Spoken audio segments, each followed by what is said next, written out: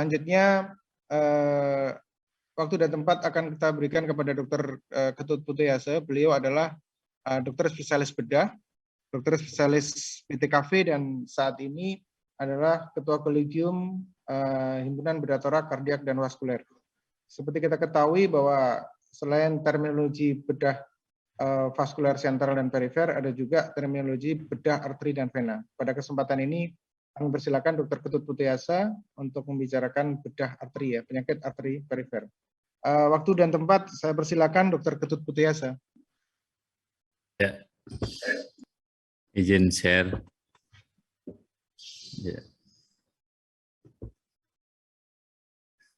Terima kasih kepada Dr. Pras selaku moderator dan PBID Pusat sudah menginisiasi suatu program ilmiah yang sangat-sangat bermanfaat dan besar ini. Saya sangat bangga sebagai anggota ID.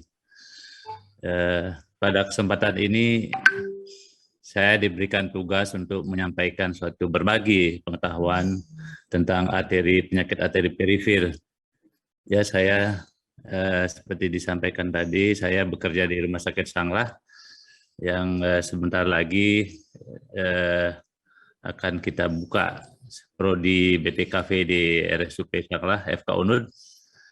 Pada kesempatan ini juga mudah-mudahan para dokter umum di seluruh Indonesia bisa mendengarkan informasi ini. Sekali lagi saya senang sekali, terima kasih. Ya, penyakit arteri perifer seperti anak tiri saat ini, menurut pengamatan saya sebagai praktisi atau konsultan di bidang pembuluh darah vaskuler. Dibandingkan dengan penyakit arteri yang lain seperti arteri penyakit jantung koroner, penyakit cerebrovaskuler, sedangkan penyakit arteri perifer yang dalam hal ini yang di ekstremitas bawah menjadi sangat anak tiri. Nanti saya jelaskan kenapa sebagai perlakuannya kita memperlakukan hal ini tidak seagresif daripada penyakit koroner dan penyakit stroke misalnya, ya. Jadi per definisi penyakit arteri perifer itu adalah sekumpulan gejala penyakit arteri yang meliputi aorta beserta seluruh cabangnya selain koroner. Dan yang penting di sini adalah ada suatu gangguan struktur dan fungsi berupa stenosis, oklusi atau aneurisma karena proses aterosklerosis. Ini poin dari pengertian dari penyakit perifer, penyakit arteri perifer. Karena sebab lain seperti autoimun, seperti trauma itu tidak masuk di dalam kelompok penyakit arteri perifer. Kita bisa lihat ini, ya, kecuali koroner saya tidak mengerti kenapa penyakit arteri koroner tidak dimasukkan di dalam ini menurut guideline dari American Heart Association. Ya, sedangkan regional organ lain seperti dari kepala sampai kaki itu masuk di dalam ini. Jadi sekali lagi ini penyakit arteri perifer itu tercantum di dalam ICD-10 dengan kode 1739. Jadi proses patologisnya adalah berupa aterosklerosis, penyempitan, stenosis, kemudian atau aneurisma. Jadi ini konsep ini yang harus kita pahami secara umum, definisi dari penyakit arteri perifer. Ini beberapa regio organ yang masuk di dalam kategori kelompok penyakit arteri perifer, misalnya di aorta, thoracalis, kemudian abdominalis, aneurisma, kemudian ada stenosis atau oklusi di daerah karotis, kemudian ada stenosis di arteri renalis, kemudian di arteri pembuluh darah di ekstremitas bawah. Nah, saat ini pengertian untuk ekstremitas bawah sering disebut sebagai penyakit arteri perifer ekstremitas bawah. Jadi spesifik penyebutannya seperti itu, yang umum disebut sebagai lead lower extremity arterial disease.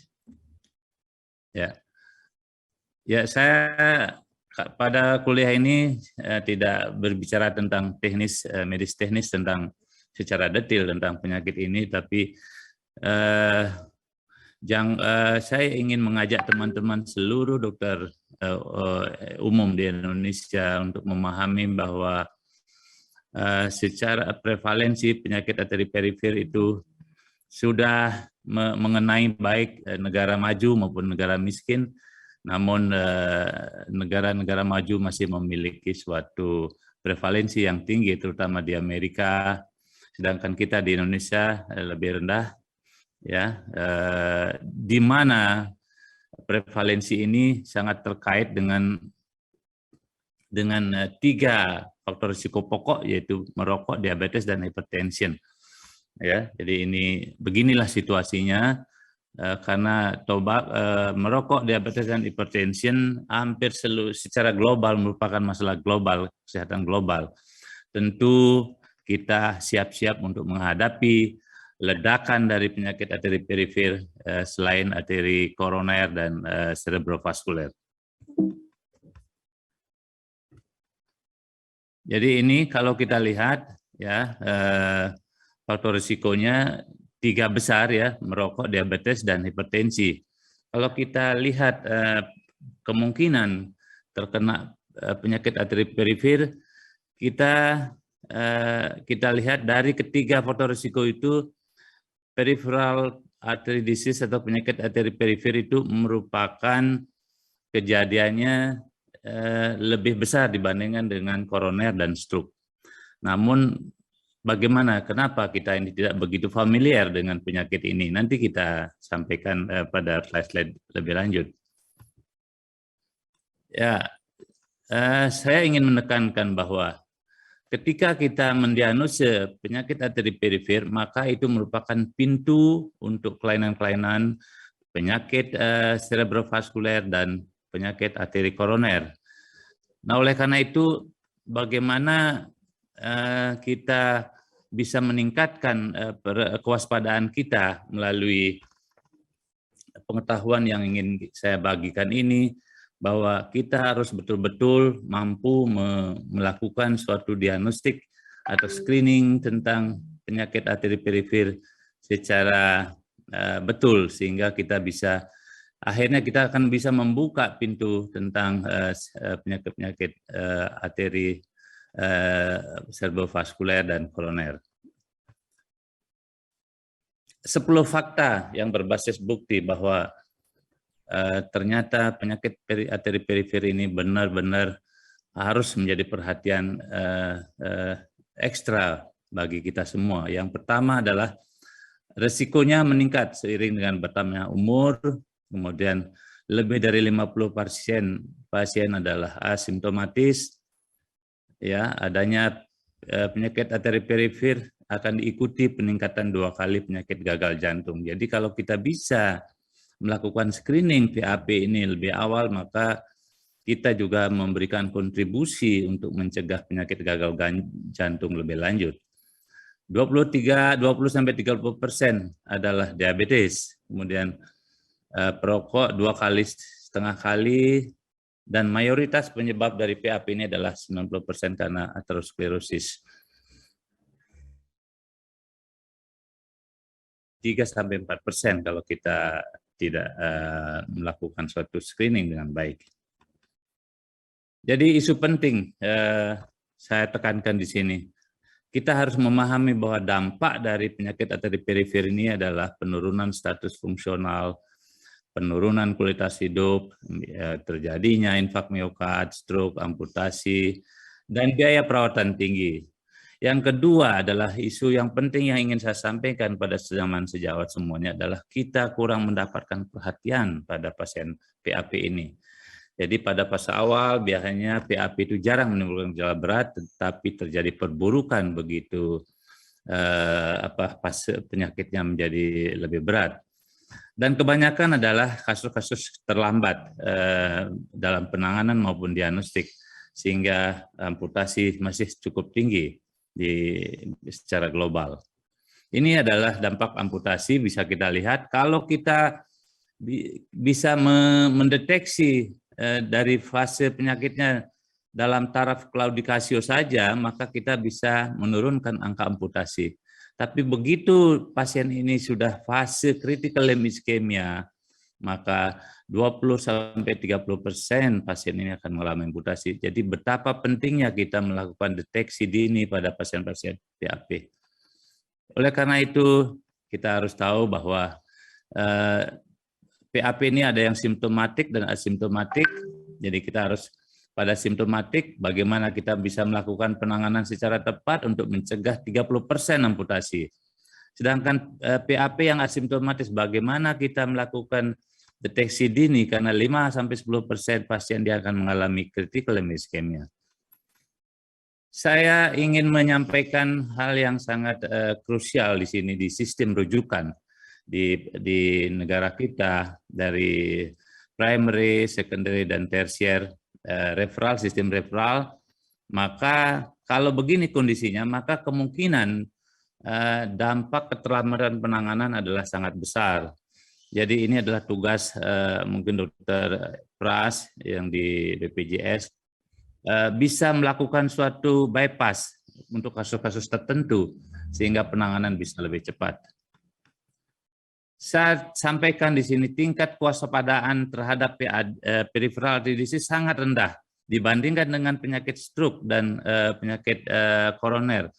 Jadi kalau masyarakat atau baik umum maupun medis, kalau masalah penyakit stroke dan penyakit koroner itu sudah sangat familiar. Ya, orang yang tidak terdidik pun sudah tahu itu apa stroke, apa itu penyakit jantung koroner. Tapi kalau PAP itu belum tentu. Tingkat medis pun belum tentu familiar dengan baik masalah diagnostik, terutama masalah diagnostik. Oleh karena itu kita lihat ini data di negara berkembang yang setingkat sama dengan kita ini di Bangladesh. Itu hanya 40%, 4% ya, 4% kewaspadaan terhadap masyarakat terhadap adanya penyakit PAP ini. Tapi kalau stroke itu kita bisa lihat ini. 67% pasien masyarakat sudah sangat familiar dengan masalah stroke dan penyakit PJK. Jadi betapa ini adalah PR kita, ID, HBT-KVI harus benar-benar melakukan suatu sosialisasi tentang penyakit PAP ini lebih gencar dan lebih agresif. Nah, pintu masuk untuk mendeteksi adanya suatu penyakit arteri perifer adalah paling gampang adalah pada ulkus kaki diabetik, karena 40-50% pasien kaki diabetik itu mengalami PAP. Jadi bagaimana saudara kita harus waspada? Ulkus yang tidak membaik dalam 6 minggu, ulkus yang disertai dengan nyeri yang menetap, ulkus dengan keterbatasan gerak, ulkus dengan gangren, ulkus yang berulang, ulkus dengan amputasi berulang, itu semua harus menjadi kewaspadaan tinggi sebagai pintu masuk screening dari PAP. Oleh karena itu saya membuat dalil bahwa semua nyeri kaki dianggap PAP sampai terbukti lain.